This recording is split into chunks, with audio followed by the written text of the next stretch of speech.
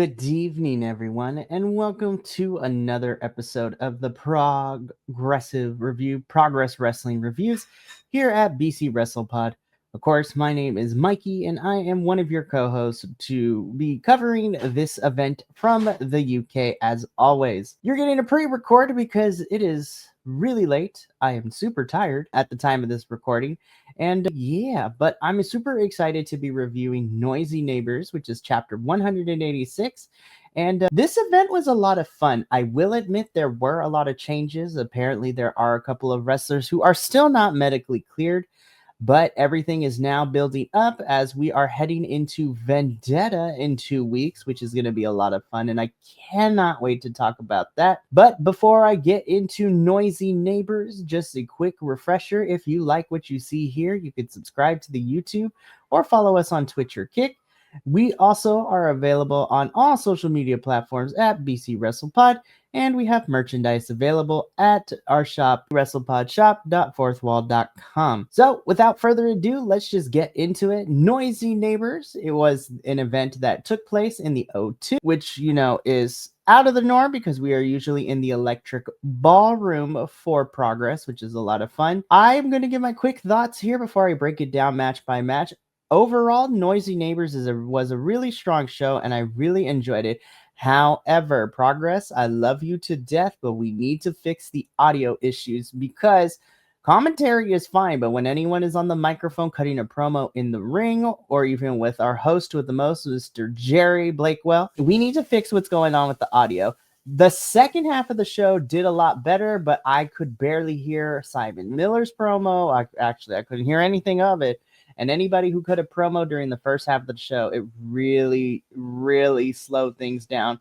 Ultimately, though, I still enjoyed the show and the wrestling as always carried, but it's those little production things that we kind of need to get ahead of. But now that I get that out of the way, let me get into all the matches that occurred because, again, this card definitely changed a lot due to people not being medically cleared, and we got some surprises, and I can't wait to talk about all of them. So let's begin. We kick things off with this particular match. We get Tom Thelwell taking on a returning Luke Jacobs. The last time we saw Luke Jacobs here in Progress was him losing the Progress Men's Championship to our current champ, Man Like Derice, in that TLC match back at 100 volts in August. So it's been really nice to see Luke, and I missed him in the Progress, wrestling realm. I know he's had other matches on other independent promotions, but it's really nice to see him back in Progress. And honestly, I thought this match was a really strong start to the rest of the night. Again, this is as British wrestling can be. It was hard hitting. There was a lot of catch style wrestling, and it was fantastic. I really enjoyed it. I am unfamiliar with Tom Thelwell, but I've really come to enjoy him, and I'm definitely going to be following for him. And I mean, come on, it's Luke Jacobs. Luke Jacobs is fantastic, and he's amazing. It is, of course, to nobody's surprise that Luke Jacob picks up the victory here with not one, but 2 northern suplexes to seal the deal. And afterwards, Luke Jacobs shows Tom Thelwell a sign of respect. And honestly, I want to see Tom more in Progress. I really hope that a lot of these newer folks that we're seeing in Progress stick around for a little bit because I want to see where they go and have some fun with it as well. So after this, we get a promo from the internet darling, our favorite bald-headed wrestler reviewer turned wrestler, Simon Miller. From what I was able to hear, he is unfortunately not medically cleared to fight, but he still addresses his Vendetta opponent, Charlie Sterling. And Charlie comes out and gives Simon Miller a low blow for his troubles. So we are setting that up for Vendetta. So thankfully, Simon is going to be wrestling there, and I look forward to that match. Because Simon Miller was unable to fight at Noisy Neighbors, we had to figure out who was going to face, Adam Maxted for Noisy Neighbors. And, well, we didn't have to find out for long. So, again, originally it was supposed to be Simon Miller versus Adam Maxted. But Adam gets on the mic. He's like, you know what? Simon Miller can't fight me, but I'm ready to fight whoever comes through that curtain. And lo and behold, we get the return. Well, not necessarily a return, but it's been a hot minute. We get Ethan Allen coming back to take on Adam Maxted. And again, I love Ethan. I think he's a really good wrestler. That British strong style is nuts to watch. And again, this is not Adam's first time here. He's been popping up in a couple of the shows. He is the Love Island UK star turned wrestler. And honestly, he's doing pretty good. And I want to continue to see more of Adam. We need more heels in Progress like this, which is a lot of fun. But damn, I've missed Ethan Allen in the Progress ring. And to nobody's surprise, he does pick up the victory over Adam. And I'm hoping that Ethan sticks around a little bit. When Luke Jacobs lost the championship in August, we kind of saw a little less of Ethan Allen too. But I'm glad that both Ethan and Luke Jacobs are looking to come back. And we might see them at Unboxing. Who is to say? But this was a fantastic match between Ethan Allen. Ethan Allen again defeats Adam Maxted. And we roll on into the next match, which, this match was also really, really good. Noisy Neighbors did a really good job of setting up, people we haven't seen in a couple of chapters, but I'm glad they're back. So we get this next match. This is Kid Lycos taking on Tate Mayfairs. Kid Lycos, of course, coming off of losing the Progress Tag Team Championships with him and, Kid Lycos too. And yeah, the heelish demeanor of Kid Lycos is still there. He's being, overconfident. He's being cocky. And I love it. And you know what? It's really good to see Tate back here. Tate Mayfairs is one of those people that, since watching Progress at the beginning of this year, that I've fallen in love with his style. I think he's really good. And here in Progress, he's pretty good at playing a babyface. I know in other places he tends to lean more heel, but it's really nice to see him play the tweener or the, kind of babyface here, which is great. Kid Lycos is a fantastic wrestler, and I wasn't in doubt that him and Tate were gonna have not have a good match, and this was a really good match. But damn, Tate took it really crazy. I think Tate was a little bit more aggressive, which I really liked seeing. And you know what? By the end of this, Tate beats Kid Lycos, and it sets up him versus Man Like Durice for the Progress Men's Championship at Vendetta. So I thought this was a really fun match. This was really good. Glad to see Tate get a win and also to have him back in Progress. And I'm very interested to see where Kid Lycos and Lycos Gym go heading into Vendetta and Unboxing. We wrap up the first half of Progress with our first title match, which is for the Progress Women's World Championship. Of course, we have the champion who is only a few weeks into her reign, Miss Rain Levick, taking on her first challenger and Session Moth Martina. I want to give flowers to Session Moth because she always ends up playing the heel, and she plays the comedy character to Gene Money and all this stuff. But what I really, really, really enjoy is that despite all that, I think Session Moth is such a fantastic wrestler, and she deserves her flowers. And of course, I am a big fan. I've been falling in love more and more with Rain Leverkusen since the beginning of this year. And I said it at Jump in the Line, her and Rio's match was probably my favorite match of the whole entire event. And I was so happy and pleasantly surprised to see her beat Rio to become the new Progress Women's World Champion. And now she's putting this championship on the line, and she had a successful title defense.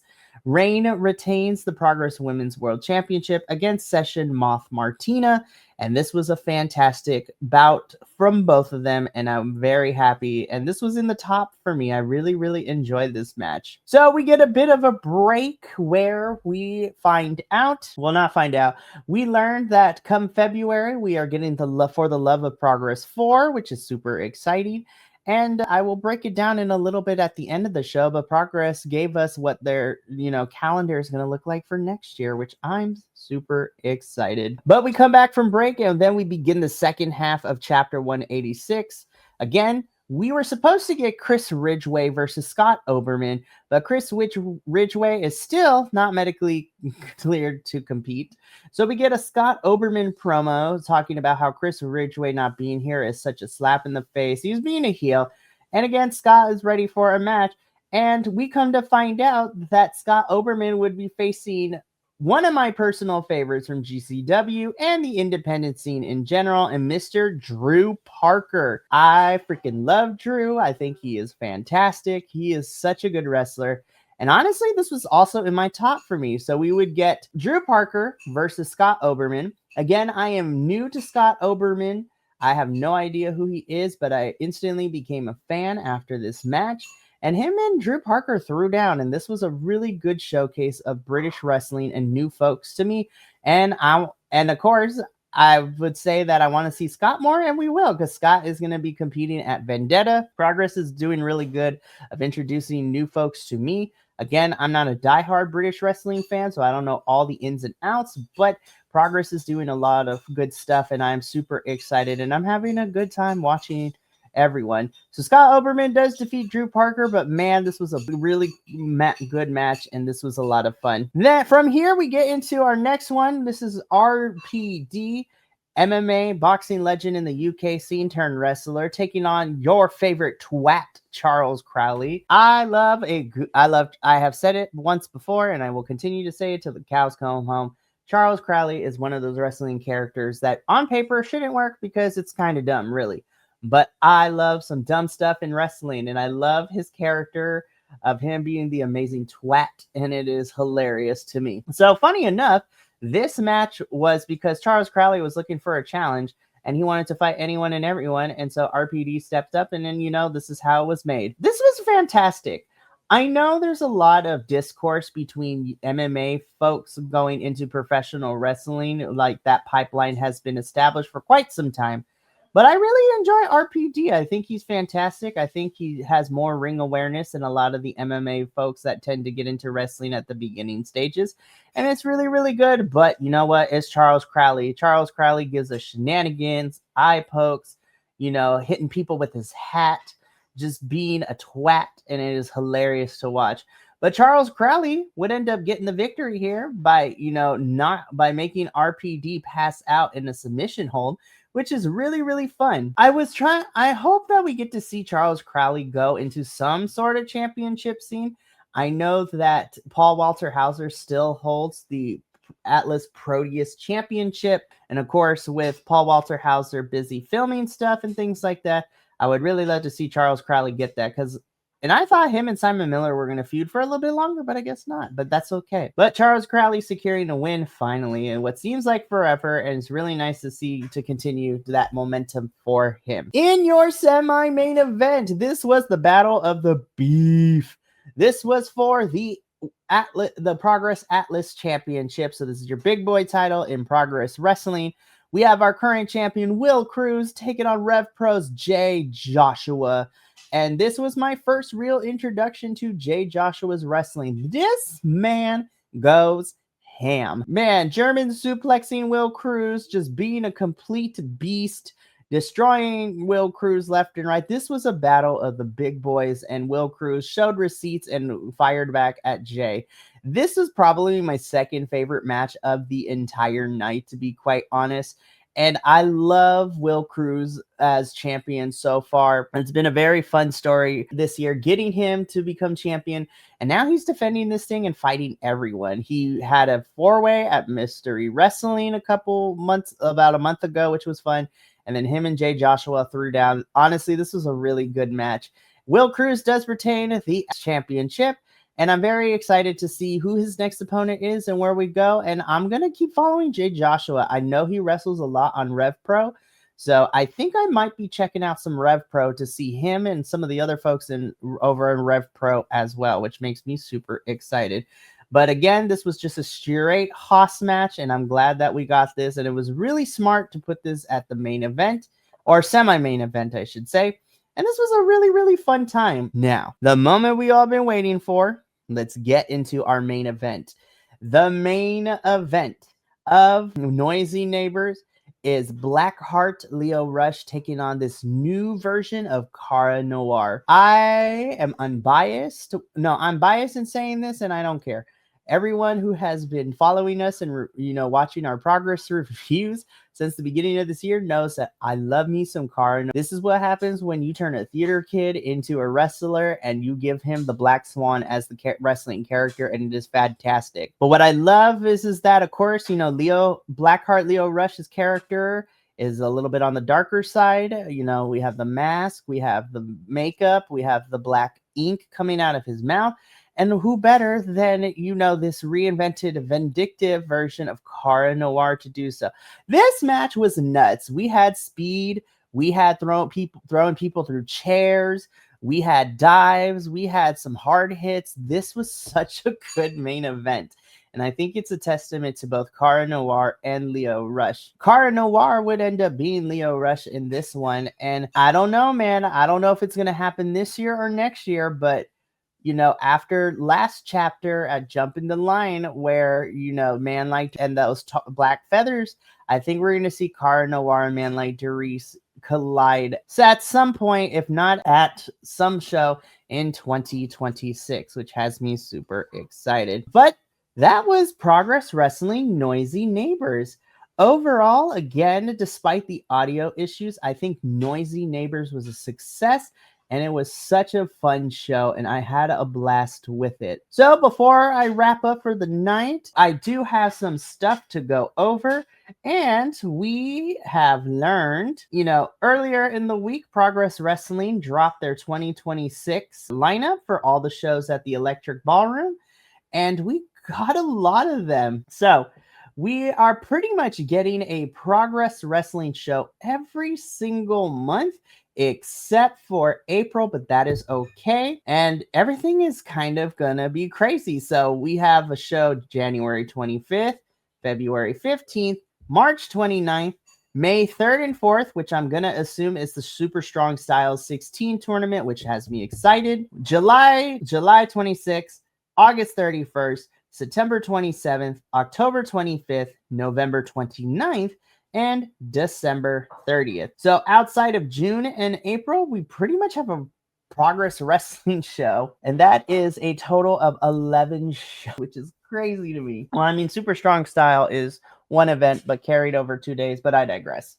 I'm excited to see Progress in 2026 in terms of seeing where we go, who's going to be here. And Progress has been a lot of fun to cover this year, and I look forward to continue to cover it into next year. Well, that's going to be it for me here tonight. Thank you so much for watching me go over and review Chapter 186, Noisy Neighbors for Progress Wrestling.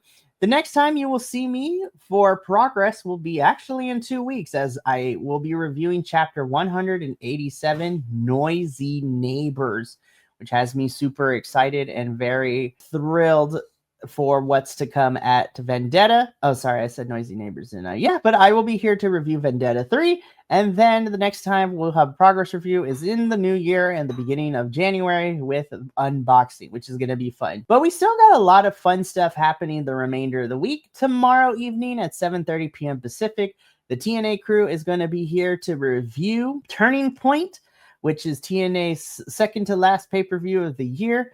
And honestly, despite the crazy things that have happened in TNA, I will personally say that Turning Point delivered in areas, but I'm interested to see what other things are going to go down. And then, of course, on Saturday, we have a double header in which in the morning at 9 a.m. Pacific, I will be here with my friend Benny to review Defy Wrestling's Aeon 2. And then we will both be back later at 5 p.m. Pacific to review or to watch AEW Full Gear, which has me really excited as well. And I'm looking forward to that. And it's going to be a fantastic time. And I cannot wait for that. And then we wrap everything up on Sunday leading into Thanksgiving break with our WWE review as we review Raw and SmackDown. And then we will be doing our predictions for Survivor Series, which I can't believe is next Saturday. So that's going to be a whole lot of fun. But that's going to be it for me here. So from all of us here at BC WrestlePod, remember, take care of yourself, love one another, stay iconic, and more importantly than anything, you always deserve to finish your story. I'll see you tomorrow for TNA's Turning Point at 7:30 p.m. Pacific. But until then, say and until next time, peace. Thank you so much for tuning in to another Vibe Tribe production. What's gonna happen next time? Well, you're gonna have to tune in to find out. But until then, remember, take care of yourself, love one another, and as always, make sure that you keep the good times rolling. Thank you for being here, and we'll see you next time.